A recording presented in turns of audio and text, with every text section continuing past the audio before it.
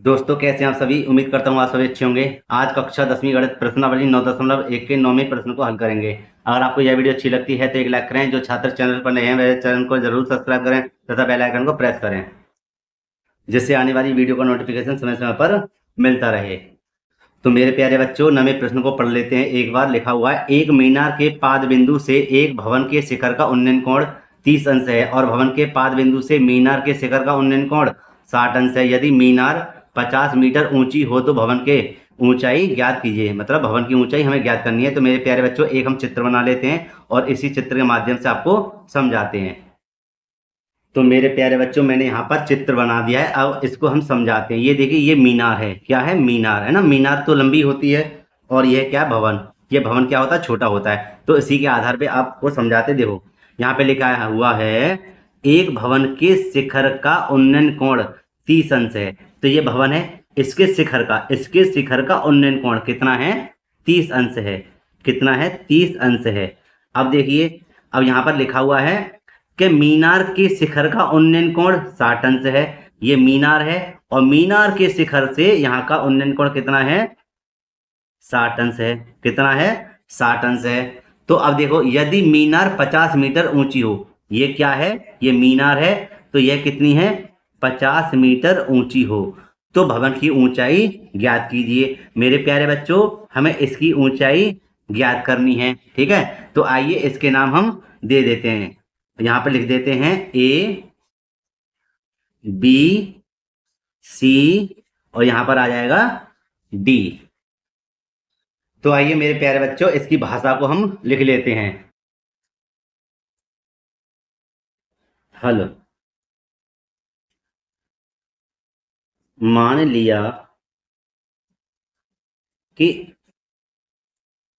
A B बराबर 50 metre और C D एक भवन है। क्या है मेरे प्यारे बच्चों? भवन है। तो अब प्रश्न के अनुसार चलेंगे, लिखेंगे प्रश्नानुसार।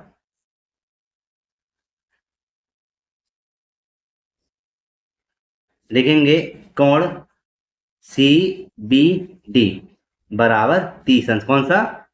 सी बी डी। तो यहाँ पे देखो, सी बी डी जो कोण है कितने अंश का है? 30 अंश का है। कितने अंश का है? 30 अंश का है। और और कोण ए सी बी बराबर 60 अंश है।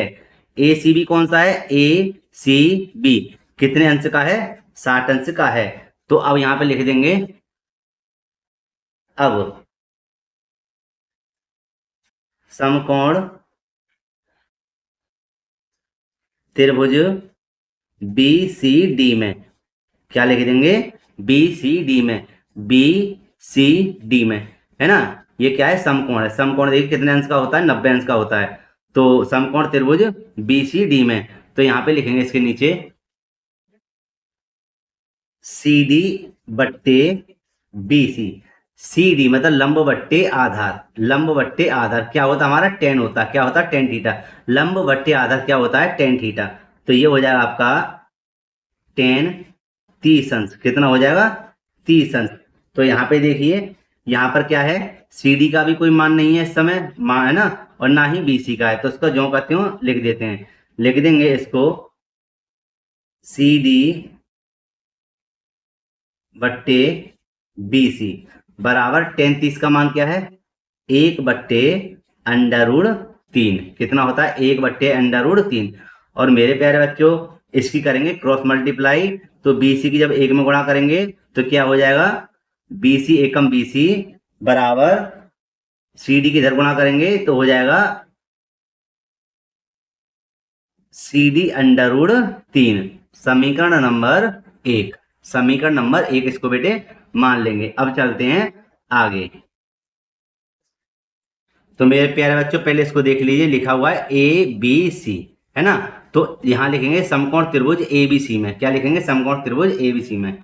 तो यहां लिख देते हैं हम समकोण त्रिभुज ए बी सी में। तो ए बी सी का मतलब क्या हो जाएगा, यहाँ पर हो जाएगा ए बी बट्टे बी सी। ए बी बट्टे बी सी मतलब लंब है ये देखिए त्रिभुज है, क्या है त्रिभुज, और त्रिभुज में ये क्या है लंब है और ये क्या है आधार। तो यहाँ लिख देंगे ए बी बट्टे बी सी। और मेरे प्यारे बच्चों लंब बट्टे आधार क्या होता है, टेन थीटा। क्या होता है, टेन थीटा। और थीटा हमारा कितना है, देखिए थीटा है हमारा कितना, 60। कितना है, 60। तो यहाँ लिख देंगे टेन 60 अंश। तो अब देखिए क्या करेंगे, अब ये करेंगे कि ए बी का मान क्या हमारे पास, ए बी का मान है 50 और बी सी का मान नहीं है। तो यहाँ पर जिसका मान दिया हुआ उसको लिख देंगे ए बी की जगह 50 और बी सी की जगह क्या है, कुछ नहीं, तो बी सी का बी सी आएगा। और टेन 60 का मान क्या है मेरे प्यारे बच्चों, टेन 60 का मान होता है अंडर रूट 3। कितना होता है, अंडर रूट 3। तो अब देखो इसके नीचे एक लगाएंगे और क्रॉस मल्टीप्लाई कर देंगे। देखो एक की गुणा धर करेंगे और बी सी गुणा धर करेंगे, तो बी सी की जब अंडर रूट में 3 करेंगे गुणा तो क्या आएगा, अंडर रूट 3 बी सी, या बी सी अंडर रूट 3 बराबर 50 एकम 50। और यहाँ हो जाएगा हमारा क्या, बी सी को जो रहने दीजिए और यहाँ हो जाएगा 50 बट्टे अंडर रूट में 3। अब मेरे प्यारे बच्चों इसका हर का परमीकरण करना चाहो तो कर सकते हैं, अन्यथा ऐसे ही रहने दीजिए। तो इसको मान लेंगे समीकरण नंबर 2।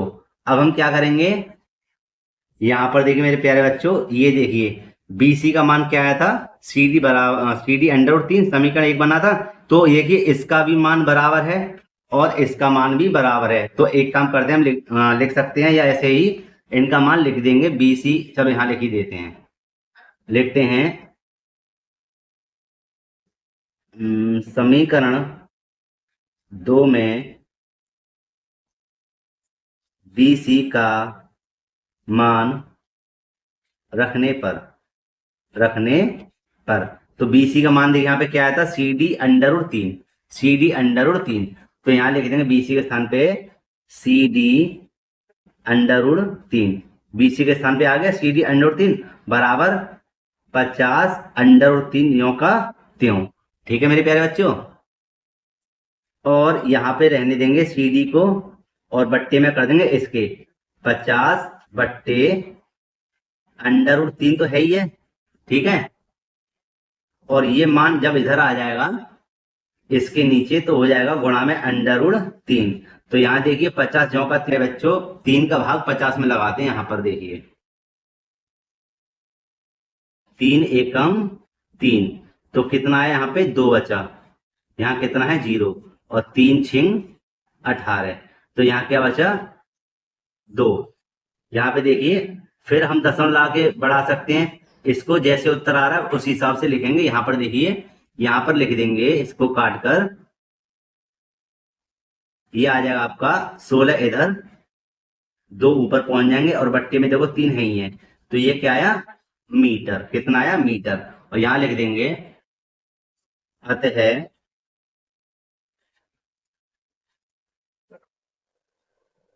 भवन की